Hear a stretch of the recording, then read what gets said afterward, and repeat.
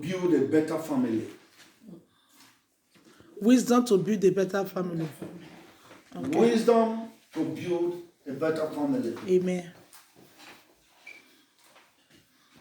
You see, like I always say,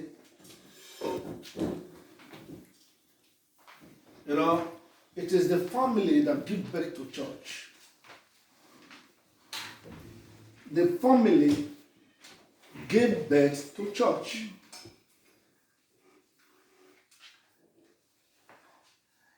Every member that comes to the church or to come together to worship is from one family or the other. When we are talking about the church, we're talking about every family that come together to worship, or rather, that come together to give God praises. Because the church is not the building, it's not the pillar, and not the chairs. Have a good name, or rather, how do I put it? There is a saying that said that charity begins at home. If I, for example, call myself a leader, or rather a man, and I don't have a good character from my own house, I don't think I have any right to lead others or to tell others what to do. Because whatever I'm saying or I'm doing, people might see me from the angle, or rather from where I'm coming from. Sorry for the interruption. What was the topic again? The topic is wisdom to build a better family. So before we start now, we are going to see what is wisdom and how do we apply it. Listen to me very well. What is wisdom and how do we apply it? How do we use it to build our family? How did it affect other people living around us? Hallelujah. Amen. Now, wisdom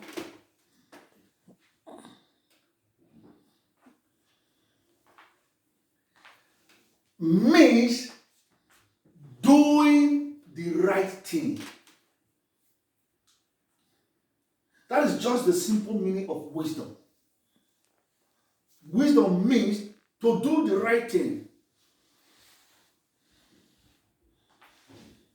The first thing in whatsoever you are doing, the first thing you apply is wisdom. In Proverbs chapter 4 and in verse 7, if you read very well, it says, wisdom is the principal thing. The meaning of principal thing is the first thing. That is the first thing you need to have in whatsoever you are doing. Is it in your marriage? Is it in your relationship? Is it in working with other people? Is it with you living with your husband or your children at home? The first thing you need is wisdom. And who is it that gives wisdom? Is God Almighty.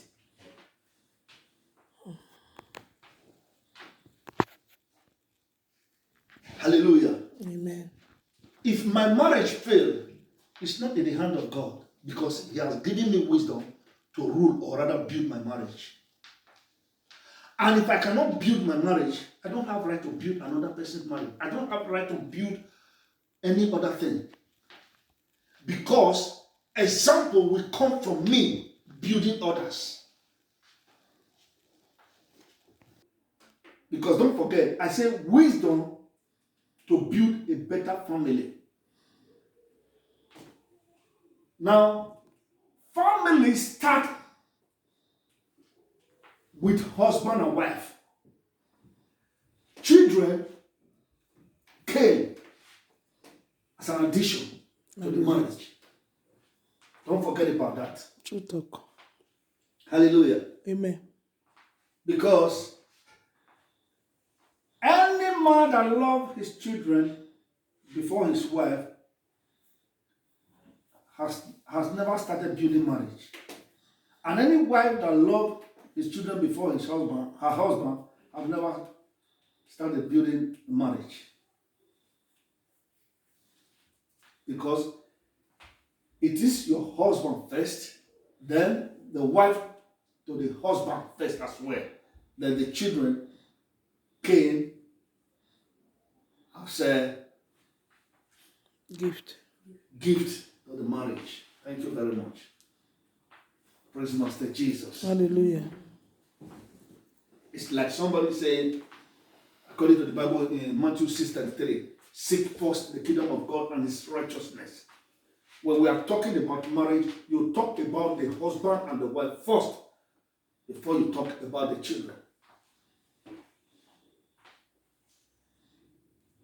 Praise Master Jesus. Hallelujah. In this our world today, this building of marriage have gone out of hand. People are no longer taking it the way it's supposed to be, or they are not running it the way it's supposed to be run. No, not at all. Because in this our era, in this our age, we're supposed to see it better than the way it used to be. We are not supposed to see marriages the way our father saw it. We are not supposed to, build our marriages the way our father built theirs. No. It is wrong for a young man of today to be saying, my father married 3 wives, I am going to marry 5. It is wrong. For those of us who want to be Christians, or talking about, or rather those of us who have already confessed Jesus Christ as our personal Lord and Savior, the first thing you should put into consideration is that you are just telling people that you are dead. Your father is now the one living. How can you be saying the life of your dead father is what you want to live, and your father is dead already? So your father is the one living and you are dead. That is one thing you should be considering. We should know what we are saying from our mouth. Your father married 3 and you are planning to marry 3. And you know what went wrong. You know what was happening seeing your father marrying 3 wives. You have never even succeeded with one. You are planning for the second one. So you should know that you are planning your downfall. So there is one thing we always preach the other way around. We turn it upside down, and it's not supposed to be like that. In a marriage,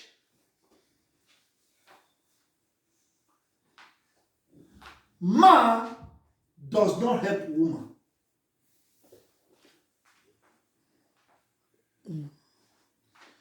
What did I just say? In a marriage, man does not help woman.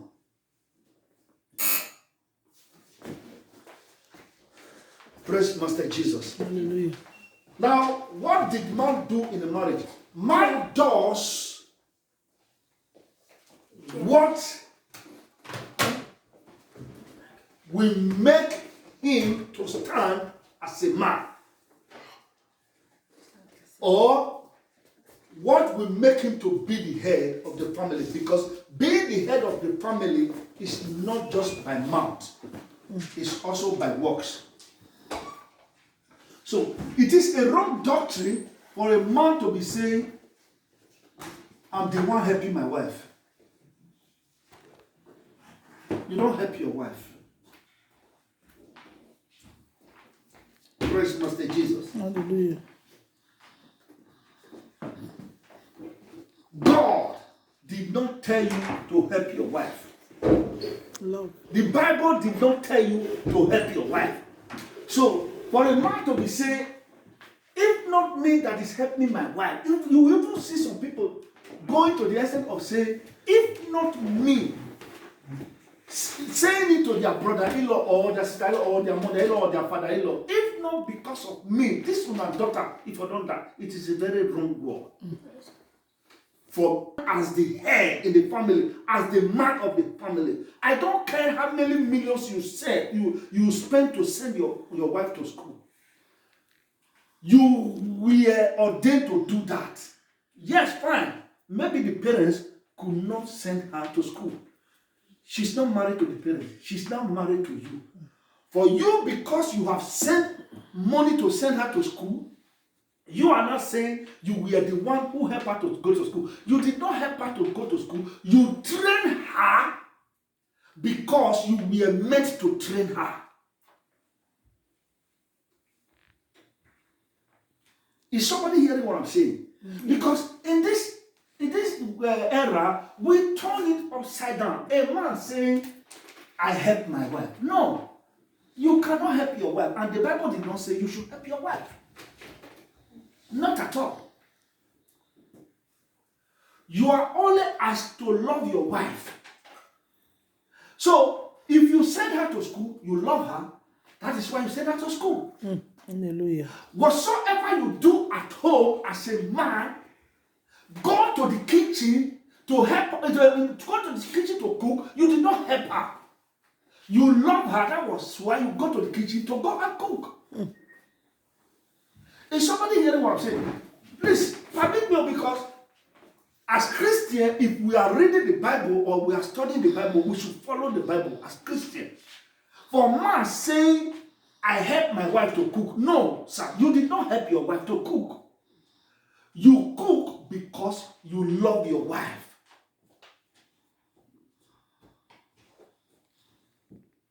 You go to the kitchen to go and cook because you love your wife. You wash the clothes, or rather take the clothes to the laundry because you love your wife. You took the children to the school because you love your wife. You mop the ground because you love your wife. You wash the dishes because you love your wife, not because you are helping your wife. You cannot help your wife. Don't help her. If you have been helping her before, stop helping her, but start loving her. When you love her, that is what I want to hear, and that is what the Bible said. The Bible said, Abraham loved Sarah. It did not say Abraham helped Sarah. Women are the one to help men. That is what they are created for. They are created to help us. And let me tell you, to help men, for women to help men, is not about going to the kitchen to go and cook alone. This is where most men miss it. Please, this is where most men miss it. It's not about going to the kitchen to go and cook for you. That is where your wife has to help you. No. When we were growing, there's one thing my father used to say. That is, that the husband is not left the wife. What does that mean? It's not just talking about bed or sleeping together. That is where they discuss things about life. Women are in the life of men to help them to build the marriage, to build the relationship, to build the family, either by works, by action, by finance, by anything you can talk of. No, did you Can I tell you what my grandfather did?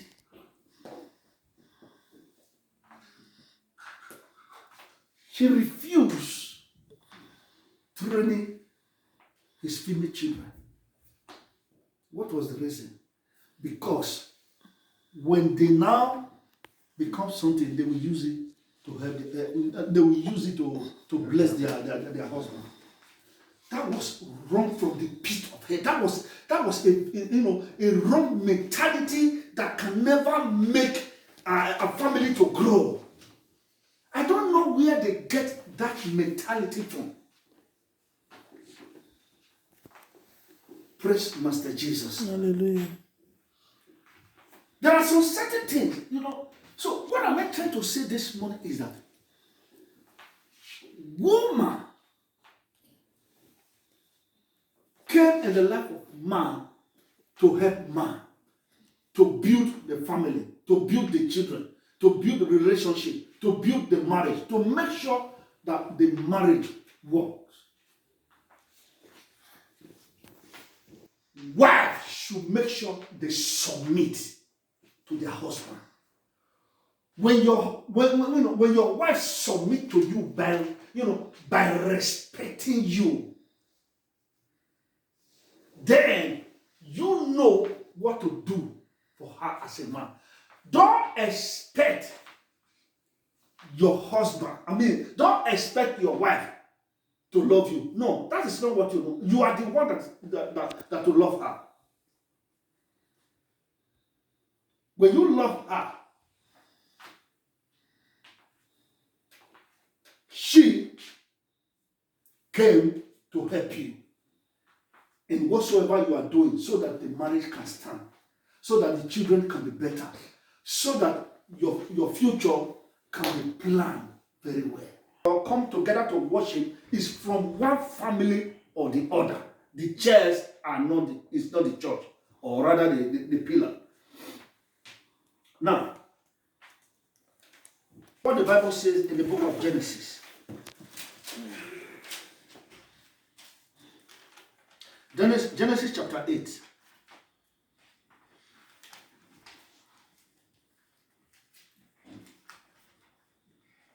Are you there?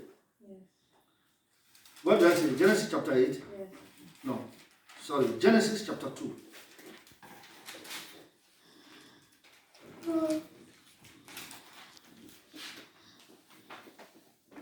Genesis chapter 2. I read verses 18.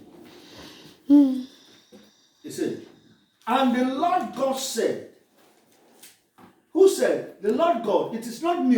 And the Lord God said, it is not good that the man should be alone. I will make him an help meet. He did not say, I will make him to love. I will make a love. No. I will make him an help meet for him. Now, God sees the situation of man and a woman and said that something was missing. And he himself promised that thing that is missing, I'm going to fix it. What was that? Help meet. Help meet. I once watched this this argument, or whether I don't know whether on YouTube also, There was a lady that were interviewing.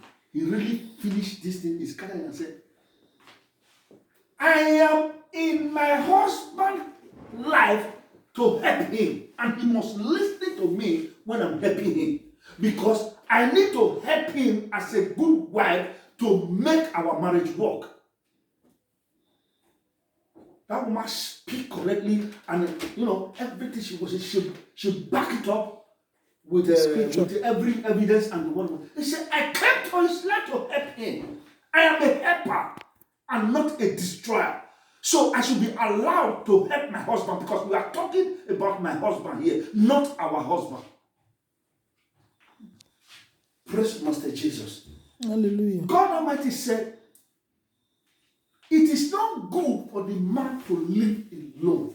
I will make him a helpmeet. Some Bible verse said, suitable for him. So anything that is not fixed in a marriage, the woman have every right to fix it. Not going to the kitchen alone. Their education does not end in the kitchen. Their coming to match life does not end in the kitchen. Rather to come and use it. You would rather use it to destroy yourself and destroy your family. You sit down and discuss what will make your marriage to go forward. Because this is a marriage between you, just between two parties. A marriage between two parties, you the man and you the woman. I am not saying your relatives are not important. Give them their own respect. What you have to give it to them. Nobody stop that.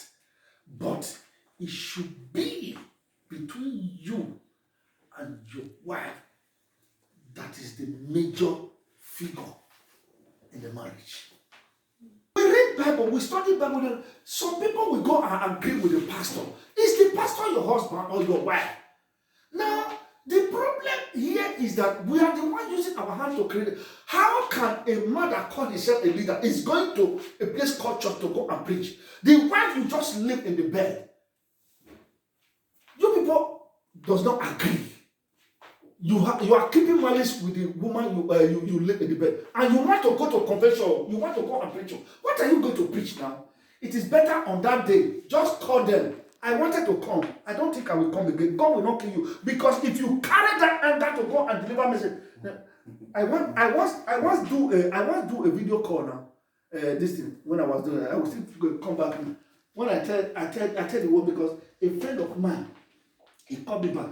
He said the way you are hammering this thing is like you are be disappointed in this thing. I said no. What was this thing? I said any woman that go to all night or convention or whatever without the husband allowing it, there is no prayer you will pray that will answer. That God will answer. That is the truth of the matter. Because you just leave a man to be watching the ceiling. And even when the man said, don't go, instead of you making the man to see reason or beg him, because you feel you cannot beg him, who is that man that will beg? You are running to a church. Because a pastor said, people are coming, you are running. You did not respect your husband. I say, no prayer you will pray that God will answer. Prove me. Let all the bishop come out. Let them come and back it up with the Bible. Hallelujah. Praise Master Jesus. How was the night? Are you okay? Now I'm keeping malice with her. Now I am running to a convention. Even the tie I tie in my neck is not even well arranged. And the run they go because people have already waited. You are just going there for offering and tithe. You are not going to deliver because you are not going there to go and deliver souls. No, not at all. The first souls you're supposed to deliver or you're supposed to preach to. You just left her battered and shattered. She's crying. She's crying. God, what brought me to this marriage? This thing I am saying, like I said before, it happens to him, it happens to a woman. But today, I said, I want to take the man on first. Because man is the head of the house. But being the head of the house is not only by mouth. Being the head of the house, you have to do things that will make you to be the head of the house.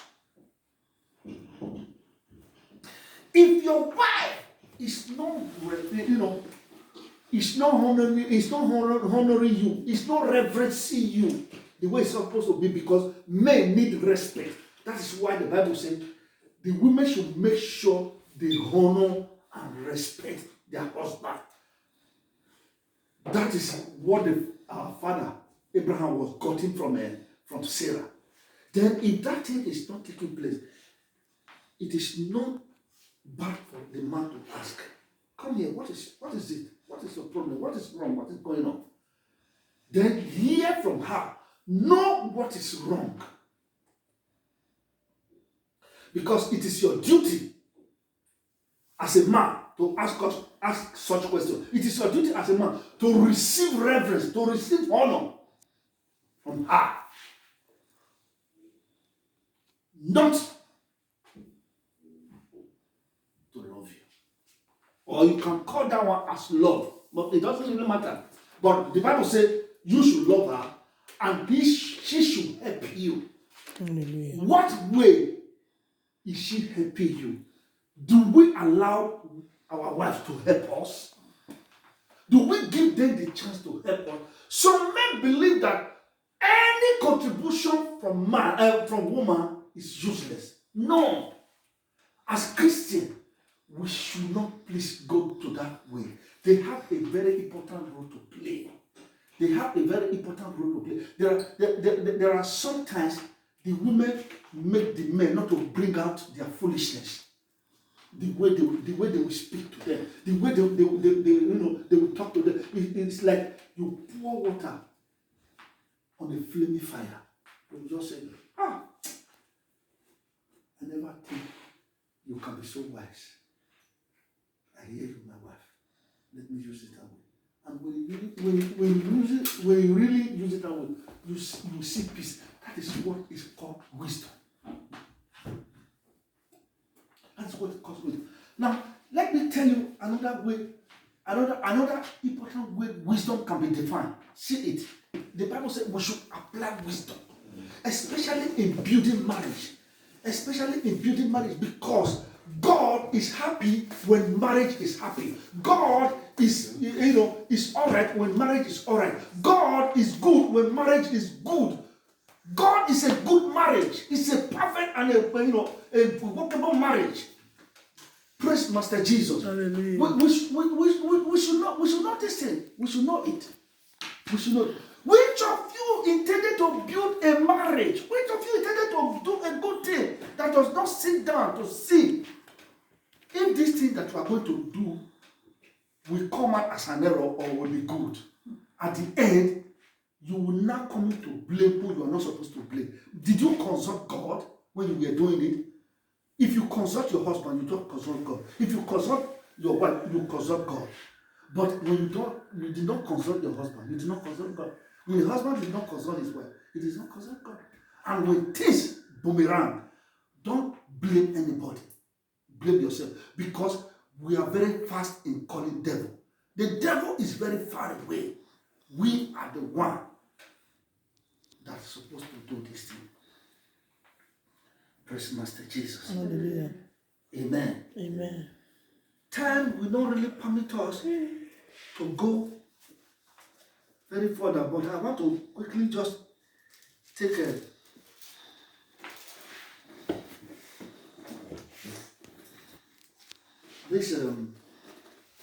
this Bible verse. Hallelujah. Amen. Ephesians 5.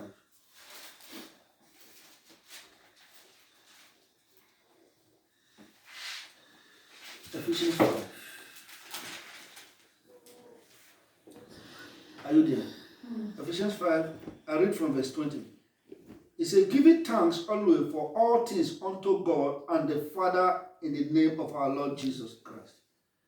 Verse 21. Submitting your one to another in the fear of God. Did you listen to that? Man should submit to wife to submit to. It does not say you should kneel down and be begging. The submitting yourself, that is to say, sit down to speak, to talk, to deliberate on the vital or good things. Because when you sit down to talk on things, that is where you get best of it. When we apply the wisdom of God in our marriage, we will get the best of it. Amen. Praise Master Jesus. Hallelujah. May God Almighty give us the grace. The grace is already there. Amen. It is now in our hand. Let us not listen to side talk. Let us start applying what we read and what Jesus taught us before he departed. Amen. Praise Master Jesus. Hallelujah. Amen. Amen.